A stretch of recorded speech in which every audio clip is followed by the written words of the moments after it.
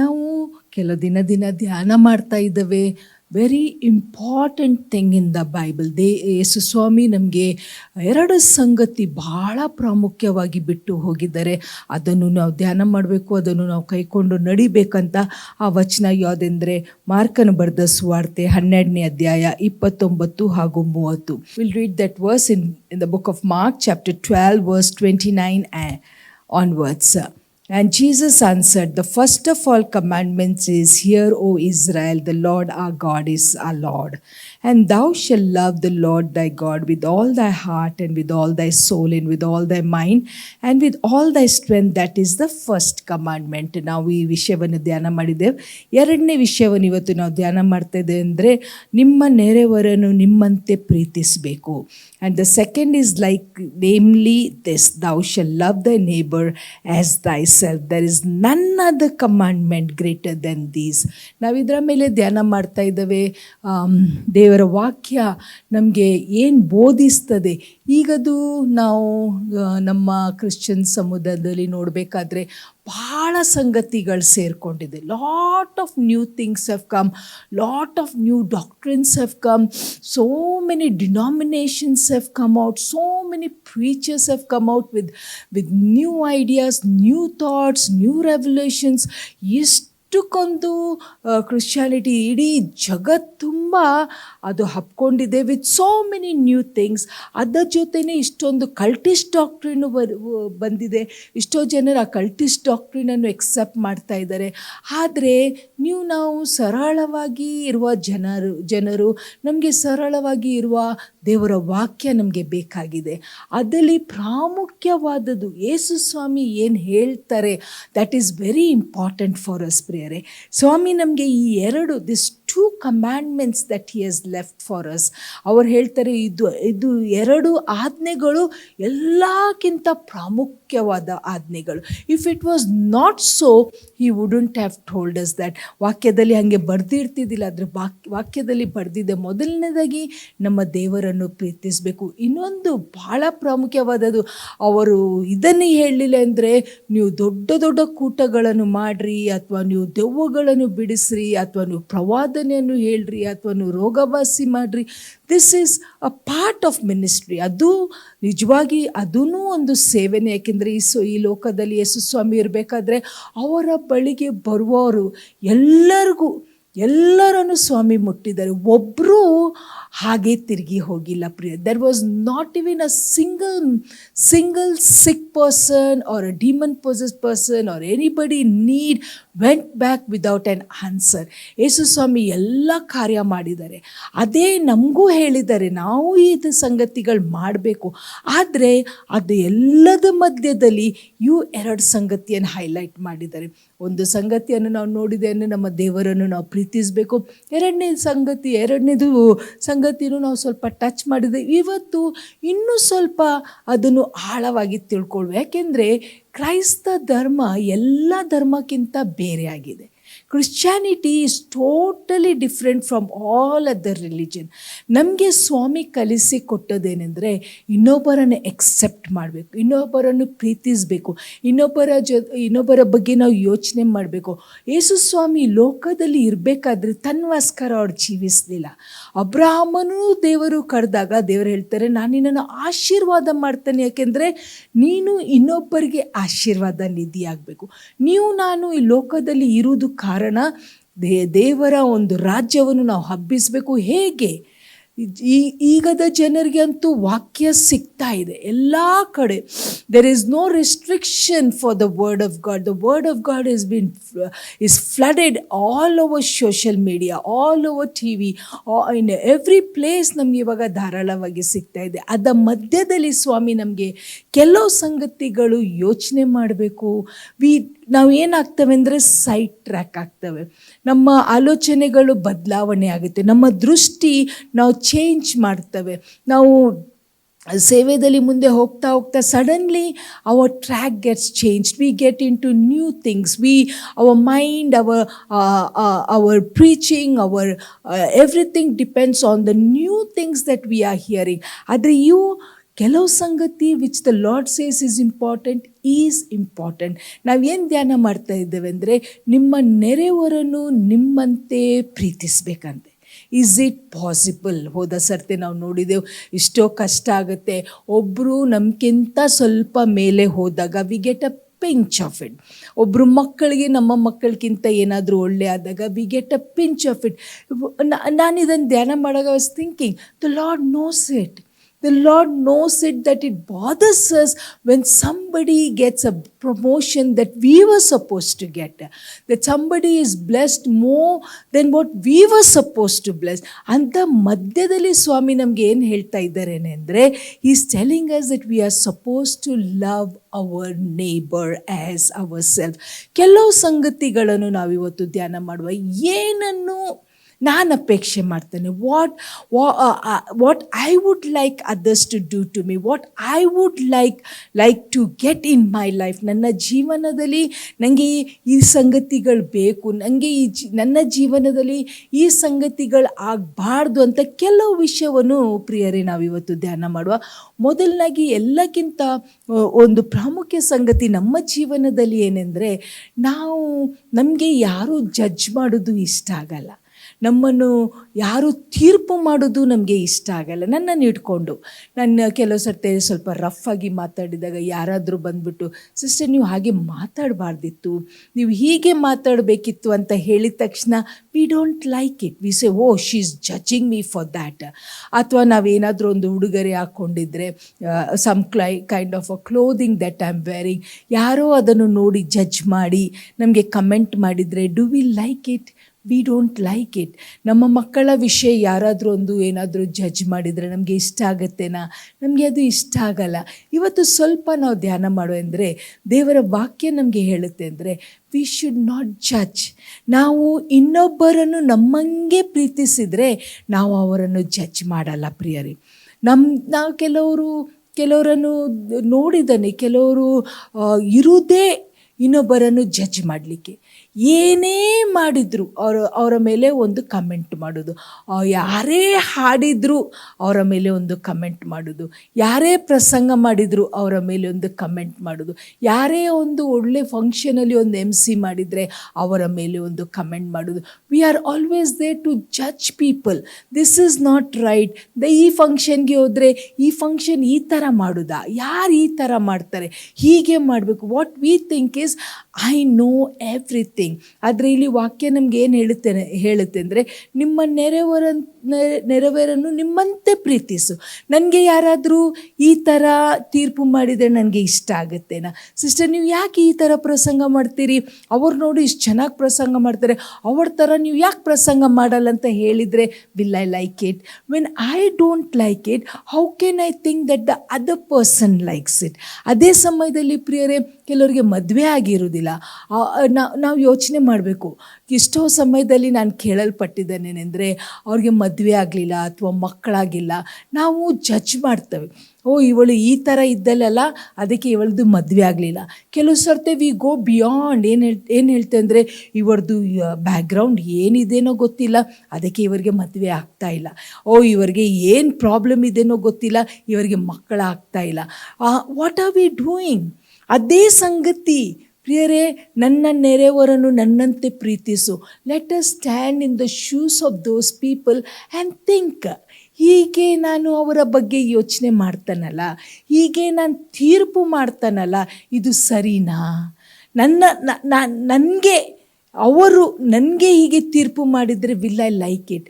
ವಾಕ್ಯ ಏನು ಹೇಳ್ತದೇನೆ ಅಂದರೆ, ಅವರನ್ನು ನನ್ನಂಗೆ ಪ್ರೀತಿಸು. So when I don't like certain things, how can I expect that they will accept it? ನನ್ನನ್ನು ನೋಡಿ ಯಾರು ತೀರ್ಪು ಮಾಡೋದು ನನಗೆ ಇಷ್ಟ ಆಗಲ್ಲ. ಆವಾಗ ಅವ್ರಿಗೆ ಇಷ್ಟ ಆಗುತ್ತೆ ಅಥವಾ ಅವರು ಎಕ್ಸೆಪ್ಟ್ ಮಾಡ್ತಾರೆ ಅಂತ ನೀವು ಹೇಗೆ ಹೇಳ್ತೀರಿ? These are principles that the lord Jesus is teaching us. ಇವು ಸಂಗತಿಗಳು ಪ್ರಿಯರೇ ಕ್ರೈಸ್ತ ಧರ್ಮ ಅಷ್ಟೇ ತಿಳಿಸ್ತದೆ. Only Christianity teaches us how to live in this world. ಯಾರು ಬೇರೆಯವರು ನನಗೆ ಗೊತ್ತಿಲ್ಲ. ನಿಮ್ಮ ನೆರೆಯವರನ್ನು ನಿಮ್ಮಂತೆ ಪ್ರೀತಿಸಂತ ಬೇರೆ ಯಾವ ಧರ್ಮ ತಿಳಿಸ್ತದಂತ ನನಗೆ ಗೊತ್ತಿಲ್ಲ. ಅಥವಾ ಇನ್ನೊಬ್ಬರನ್ನು ನಿಮ್ಮಂತೆಯೇ ನೀವು ಅವರನ್ನು ಎಕ್ಸೆಪ್ಟ್ ಮಾಡಿ ನಿಮ್ಮಾಗೇನೆ ಅವರನ್ನು ಟ್ರೀಟ್ ಮಾಡಿ ಅಂತ ಬೋಧಿಸ್ತದಂತ ನನಗೆ ಗೊತ್ತಿಲ್ಲ. ಆದರೆ ನನ್ನ ಸ್ವಾಮಿ ನನಗೆ ಹೇಳ್ತಾ ಇದ್ದಾರೇನೆಂದರೆ, ನಿನಗೆ what you like, think about that other person. ನನಗೆ ಯಾರಾದರೂ ಗಿಫ್ಟ್ ಕೊಟ್ಟರೆ, oh I just love it. ಯಾರಾದರೂ ನನಗೆ ಒಂದು ಗಿಫ್ಟ್ ಕೊಟ್ಟರೆ ನನಗೆ ಬಹಳ ಇಷ್ಟ. ಯಾರಾದರೂ ಒಂದು ಒಳ್ಳೆ ಅಡುಗೆ ಮಾಡಿ ಕೊಟ್ಟರೆ ನನಗೆ ಬಹಳ ಇಷ್ಟ. ನನಗೆ ಎಲ್ಲರೂ ಎಲ್ಲಿ ಹೋದರೂ when people flatter us, oh we just love it. ನಾವು ಯಾವುದೋ 7th ಹೆವೆನ್ಗೆ ಹೋಗ್ಬಿಡ್ತೇವೆ. ಓ ಸಿಸ್ಟರ್ ಡಾಕರ್ಸ್, ನಿಮ್ಮ ವಾಕ್ಯ ಕೊಡೋದು ಹೀಗೆ ಇರುತ್ತೆ, ನಿಮ್ಮದು ಹಾಗೆ ಇದೆ ಹೀಗೆ ಇದೆ ಅಂದ ತಕ್ಷಣ ನಮಗೆ ಹೌ ವಿ ಫೀಲ್. ಅದೇ ಇನ್ನೊಬ್ಬ ಪರ್ಸನ್ ಯಾರಾದರೂ ಬಂದು ನಾವು ಅವ್ರಿಗೆ ನಾವು ಈ ಥರ ಹೇಳದೆ ಅವರನ್ನು ನಾವು ತೀರ್ಪು ಮಾಡಿದಾರಲ್ಲ ಸಿಸ್ಟರ್, ನೀವು ಮಾತಾಡಿದರೆ ನಿಜ ಆದರೆ ಹೀಗೆ ಮಾತಾಡೋದೇ ಇರ್ತಿದ್ರೆ, ಅಥವಾ ನೀವು ಬಟ್ಟೆ ಹಾಕಿದ್ದು ಹೀಗೆ ಆದರೆ ನೀವು ಹೀಗೆ ಹಾಕ್ತಿದ್ರೆ ಅಂತ ನಾವು ತೀರ್ಪು ಮಾಡಿದರೆ ಪ್ರಿಯರೇ, ಅದು ನಾವು ಇಷ್ಟಪಡ್ತಾವ?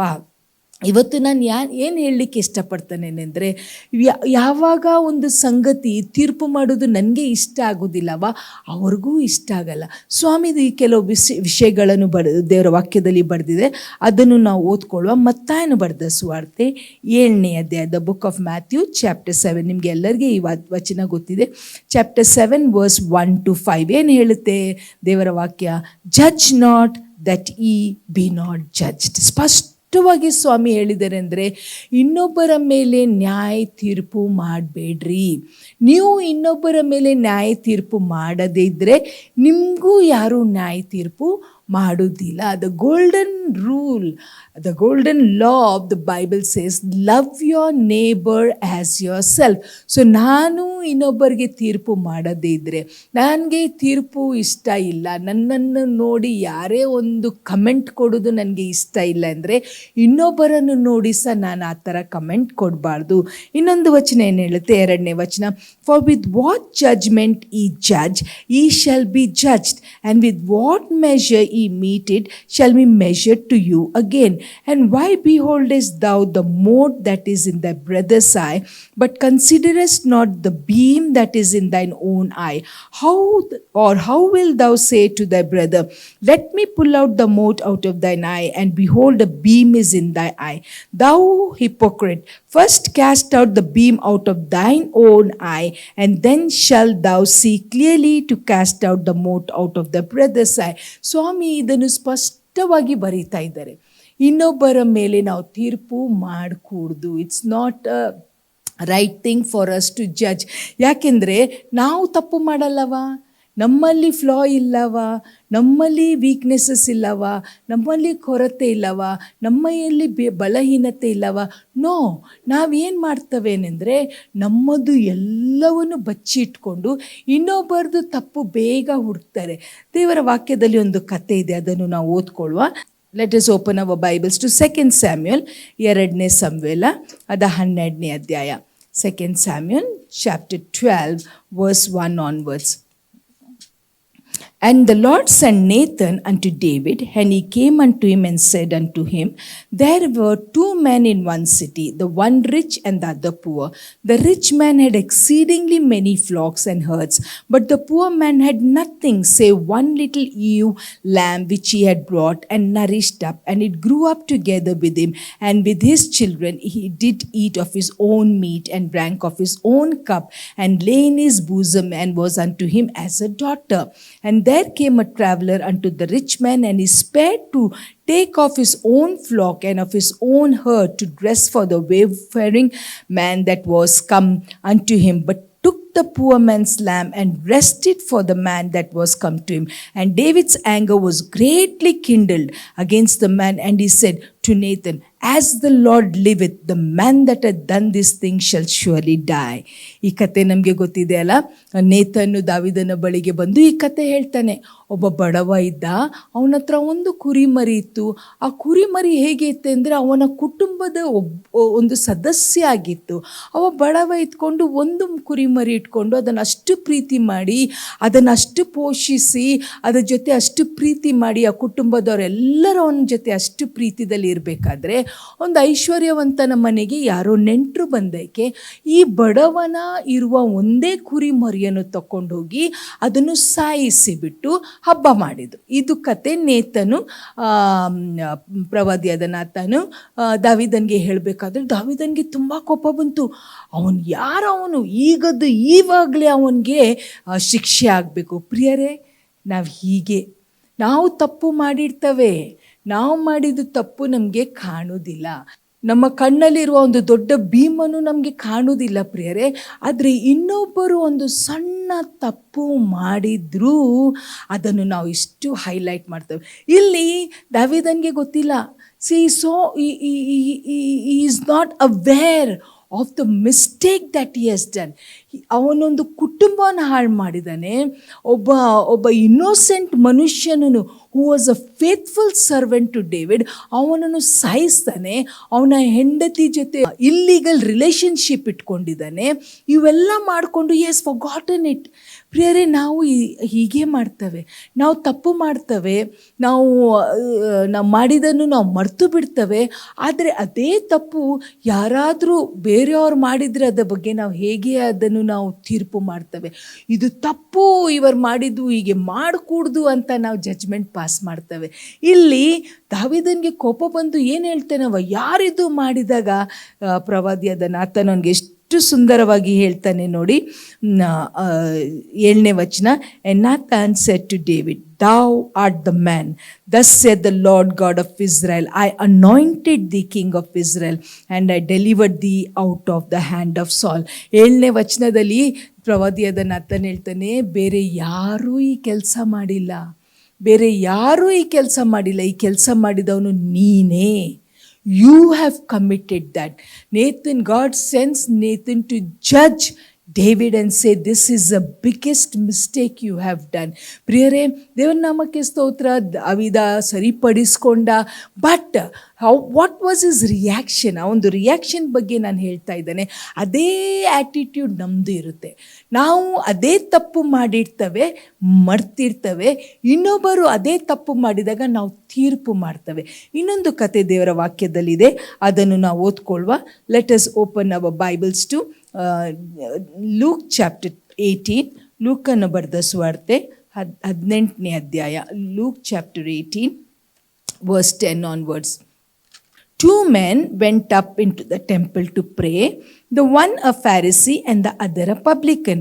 The Pharisee stood up and prayed thus with himself, God, I thank thee that I am not as the other men are, extorters, unjust, adulterers, or even as the publican. I fast twice in the week. I give tithe of all that I possess. And the publican, standing afar off, would not lift up so much as his eyes unto heaven, but smote upon his breast, saying, God, be merciful to me, a sinner. I tell you, this man went down to his house justified rather than the other. For everyone that exalteth himself shall be abased, and he that humbleth himself shall be exalted.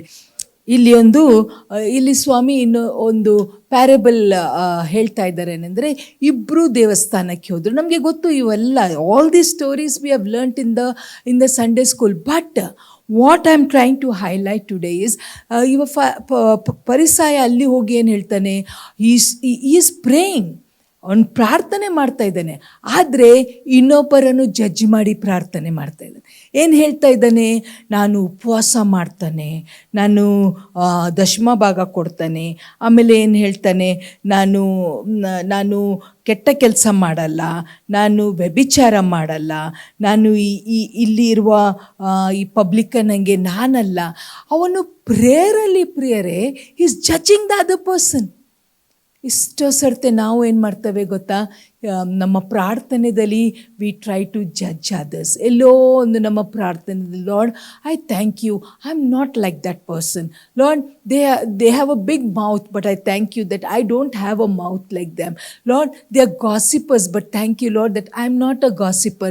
Lord, they never tithe, but I thank you Lord that I am a tither. Lord, they never think about the poor, but I think about the poor. I tell you, God is not happy with that. ಸ್ವಾಮಿಗೆ ಅದು ಇಷ್ಟ ಆಗೋದಿಲ್ಲ. ನಾವು ಪ್ರಾರ್ಥನೆ ಮಾಡೋದು ದೇವರ ಜೊತೆ ಒಂದು ಅನ್ಯೋನ್ಯತೆ ಇಡಬೇಕು ಅಂತ ಹೇಳಿ. ಪ್ರಿಯರೇ, ಇವತ್ತು ನಮ್ಮನ್ನೇ ನಾವು ಪರೀಕ್ಷೆ ಮಾಡಿಕೊಳ್ಳುವ. ನಾವು ಈ ಫರಿಸಾಯದಂಗೆ ಇದ್ದನಾ, ಅಥವಾ ನಾವು ಸುಂಕದವ? ಅವ ಏನು ಹೇಳ್ತಾನೆ ಅಂದರೆ, ಐ ಆಮ್ ಅ ಸಿನ್ನರ್. ನಾನಿವತ್ತು ಏನನ್ನು ಧ್ಯಾನ ಮಾಡ್ತಾ ಇದ್ದಾನೆ ನಿಮ್ಮ ಜೊತೆ ಸೇರಿಕೊಂಡೆ ಅಂದರೆ, ಇನ್ನೊಬ್ಬರನ್ನು ನನ್ನಂಗೆ ನಾನು ಪ್ರೀತಿಸಬೇಕು. ಇನ್ನೊಬ್ಬರನ್ನು ನನ್ನಂಗೆ ನಾನು ಪ್ರೀತಿಸಿದಾಗ ಅವರನ್ನು ನಾನು ಜಡ್ಜ್ ಮಾಡೋದು ತಪ್ಪು. ನಾವು ಎಷ್ಟೋ ಸಮಯದಲ್ಲಿ ನಾವು ನೋಡ್ತವೇನೆಂದರೆ, ಕೆಲವರು ಕೆಲವು ಸರ್ತಿ ನಮ್ಮ ಹತ್ರ ಸರಿಯಾಗಿ ಮಾತಾಡೋದಿಲ್ಲ, ಅಥವಾ ನಮ್ಮ ಜೊತೆ ವ್ಯವಹಾರ ಮಾಡೋದಿಲ್ಲ, ಸರಿಯಾಗಿ ವ್ಯವಹಾರ ಮಾಡಿಲ್ಲ. ಏನೋ ಒಂದು ಆ ದಿವಸ ಅವರು ನಮಗೆ ವಿಶ್ ಮಾಡೋದೇ ಹೋಗ್ಬಿಟ್ರು, immediately we try to judge them. ಅವ್ರಿಗೆ ಅಹಂಕಾರ ಬಂತು, ಅವ್ರಿಗೆ ಹಣ ಬಂತು, ಅವ್ರ ಮಗ ಫಾರಿನ್ಗೆ ಹೋದ. ಅದು ಇರೋದಿಲ್ಲ, ಏನೋ ಬೇರೆ ಇರುತ್ತೆ ಪ್ರಿಯರೇ. ನಾವು ಯಾವಾಗಲೂ ಇನ್ನೊಬ್ಬರ ಮೇಲೆ ದೋಷ ಹುಡುಕೋದು ತಪ್ಪು. ಏನೋ ಒಂದು ಕಾರಣಕ್ಕೆ ಅದನ್ನು ನಾವು ಅರ್ಥ ಮಾಡ್ಕೊಳ್ಬೇಕು, ಅದನ್ನು ನಾವು ಅಭ್ಯಾಸ ಮಾಡ್ಕೊಳ್ಬೇಕು. ಇದು ನನ್ನ ಜೀವನದಲ್ಲಿನೂ ಆಗಿದೆ. I use to judge everybody for every act. ಇವತ್ತು ಸ್ಮೈಲೇ ಮಾಡಿಲ್ಲ, ಇವತ್ತು ಹಾಗೆ ಹೋಗ್ಬಿಟ್ರು, ಆಮೇಲೆ ಮನೇಲಿ ಬಂದು ಅವರ ವಿಷಯ ಮಾತಾಡೋದು. I have done it, but I have learned. ನಾನೀಗ ಕಲ್ತಿದ್ದಾನೇನೆಂದರೆ, ಏನೋ ಆಗಿರ್ಬೋದು, ಏನೋ ಒಂದು ಕಾರಣಕ್ಕೆ ಅಪ್ಸೆಟ್ ಆಗಿರ್ಬೋದು, ಗಂಡ ಹೆಂಡತಿ ಜಗಳ ಆಗಿರ್ಬೋದು, ಅಥವಾ ಮನೇಲಿ ಫೈನಾನ್ಷಿಯಲ್ ಪ್ರಾಬ್ಲಮ್ ಆಗಿರ್ಬೋದು. ಏನೋ ಒಂದು ಇಂಗ್ಲೀಷ್ ಗಾದೆ ಮಾತಿಗೆ ಅಂದರೆ, don't judge the book by it's cover. ಅದಕ್ಕೆ ಪುಸ್ತಕದ ಕವರ್ ನೋಡಿ, ಆ ಪುಸ್ತಕ ಒಲೆಗೆ ಏನು ಬರೆದಿದೆ ಅಂತ ಅದನ್ನು ನೀವು ತೀರ್ಪು ಮಾಡಬೇಡ್ರಿ. ಯೋಹನ 8:1-11 ನಾವು ನೋಡ್ತೇವೆ ಅಂದರೆ, ವ್ಯಭಿಚಾರ ಸ್ತ್ರೀಯನ್ನು ಎಲ್ಲರೂ ಕರ್ಕೊಂಡು ಬಂದು, ಇವಳೊಬ್ಬಳು ವ್ಯಭಿಚಾರಿ, ಇವಳಿಗೆ ನಾವು ಕಲ್ಲೆಸೆದು ಸಾಯಿಸಬೇಕು ಅಂತ ಹೇಳಿದಾಗ ಯೇಸು ಸ್ವಾಮಿ ಅವಳ ಮೇಲೆ ಏನೂ ತೀರ್ಪು ಮಾಡಿಲ್ಲ. ಅವ್ರು ಏನೋ ಮಣ್ಣಲ್ಲಿ ಬರೀತಾ ಇದ್ರಂತೆ. ಥಿಯೋಲಾಜಿಯನ್ಸ್ ಮತ್ತು ಕೆಲವರು ವಿದ್ವಾಂಸರು ಅವ್ರು ಏನು ಹೇಳ್ತಾರೇನೆಂದರೆ, ಯೇಸು ಸ್ವಾಮಿ ಬರೀತಾ ಇದ್ರು, ನಿಮ್ಮಲ್ಲಿ ಒಬ್ಬರು ಪಾಪ ಮಾಡದಿದ್ದರೆ ಮೊದಲನೇ ಕಲ್ಲು ನೀವು ಎಸೀರಿ.